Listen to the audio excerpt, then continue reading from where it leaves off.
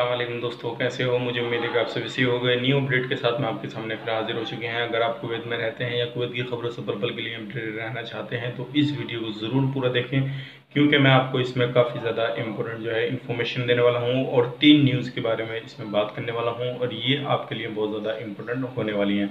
तो चलिए फिर वीडियो शुरू करते हैं, लेकिन उससे पहले मैं आपको बताना चाहूँगा, अगर आप हमारे चैनल पर पहली बार हैं तो चैनल को सब्सक्राइब करें और साथ ही साथ बेल आइकन ज़रूर प्रेस कर दें ताकि इन फ्यूचर आपको लेटेस्ट अपडेट मिलती रहे और आप हमेशा हमारे साथ में जुड़े रहें।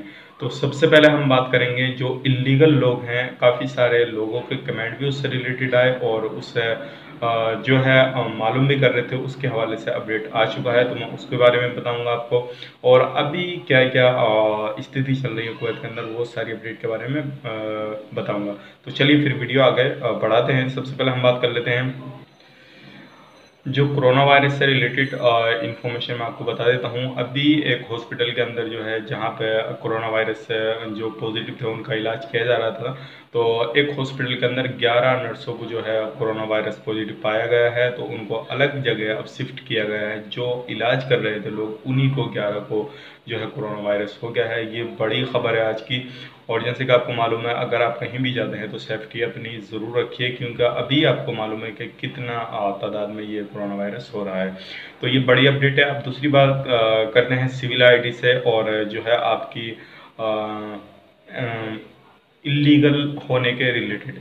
तो सबसे पहले हम बात कर लेते हैं, काफ़ी सारे लोग कमेंट भी कर रहे थे इससे रिलेटेड कि हमारा जो वीज़ा है फरवरी के लास्ट में या फरवरी के 27-28 तारीख को एक्सपायर हो गया था, तो क्या हम इलीगल हो गए या नहीं।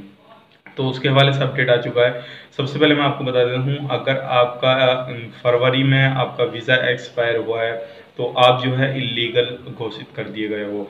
जिनका फरवरी के बाद यानी कि मार्च में एक्सपायर हुआ, उनके लिए जो है 3 महीने का वीज़ा एक्सचेंज हो जाएगा ऑटोमेटिकली। और जिनका फरवरी में एक्सपायर हुआ है तो वो इलीगल हो गए हैं, उनके लिए ये जो छूट चल रही है अप्रैल के महीने में, तो वो लोग इसमें जा सकते हैं। तो ये बड़ी अपडेट थी। सोचा कि काफ़ी सारे लोग इससे रिलेटेड कमेंट कर रहे थे और मालूम भी कर रहे थे, तो आप लोगों को ये क्लियर कर दिया जाए। अगर आपका फरवरी के महीने में लास्ट तक वीज़ा एक्सपायर हुआ तो आप इलीगल हो गए हो, और उसके बाद में जो आपका वीज़ा एक्सपायर हुआ है फरवरी के बाद में, तो आपका 3 महीने के लिए एक्सचेंज वीज़ा हो जाएगा। आपको किसी भी तरह से घबराने की ज़रूरत नहीं है।